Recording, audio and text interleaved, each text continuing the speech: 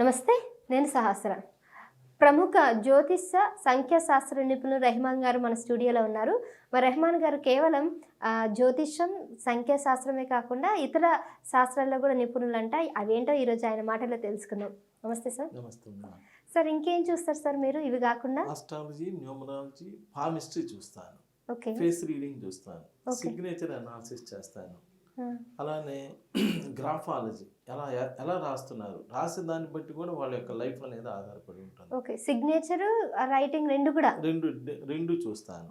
Marriage dates చూస్తాను. Marriage అయిన వాళ్ళకి వాళ్ళ పేరెంట్స్ మ్యారేజ్ డేట్స్ ఎలా ఉన్నాయి దాని మీద కూడా మన లైఫ్ అనేది ఆధారపడి ఉంటుందమ్మా. ఇవన్నీ చూసుకొని మంచి అద్భుతమైనటువంటి రిజల్ట్స్ ఇవ్వడం జరుగుతుంది. ఓన్లీ ఒక శాస్త్రం పట్టుకోవడం వల్ల ఉపయోగం లేదమ్మా, ఇలా అన్ని శాస్త్రాలు చేయడం వల్ల బాగా ఉపయోగంగా ఉంటుంది. రైట్ సార్, మనం ఇంకా దాని గురించి పూర్తిగా తెలుసుకుందాం. సార్, మన చేతి రాతను బట్టి తలరాత ఉంటుంది అని కొంతమంది అయితే అంటున్నారు. అది నిజమేనా?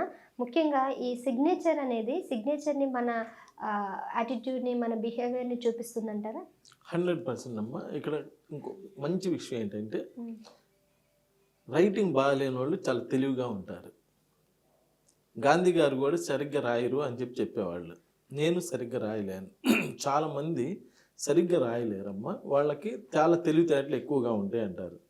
రీజన్ ఏమి లేదమ్మా, మైండ్లోంచి వచ్చేది చెయ్యి పనిచేస్తుంది.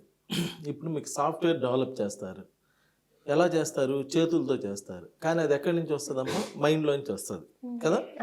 అలా చేతులు అంటే ఈ రెండింటికి లింక్ అయిన వాళ్ళు నీట్గా రాస్తుంటారు, గుండ్రంగా రాస్తారు. రెండు సమానంగా పనిచేసేవాళ్ళు వీళ్ళు పెద్దగా పైకి రారు, యావరేజ్ లైఫ్ నడుపుతారు. అందంగా రైటింగ్ రాసేవాళ్ళు అందరూ ఏదో ఆర్టిస్టులుగా అలానే బతుకుతారు. మీరు కావాలంటే అబ్జర్వ్ చేసుకోవచ్చు. ఇక్కడ స్పీడ్గా పనిచేస్తుండేది, దాన్ని ఇది అందుకోలేదు, అందువల్ల రైటింగ్ బాగా రాదు. ఆ రెండు మ్యాచ్ కాని వాళ్ళు సరిగ్గా రాయలేరు. అంటే నీ మైండ్ ఆలోచనలు చాలా గొప్పగా ఉన్నాయి, దాన్ని ఇది అందుకోలేదు కాబట్టి రైటింగ్ అనేటువంటి అంత గొప్పగా రాదు.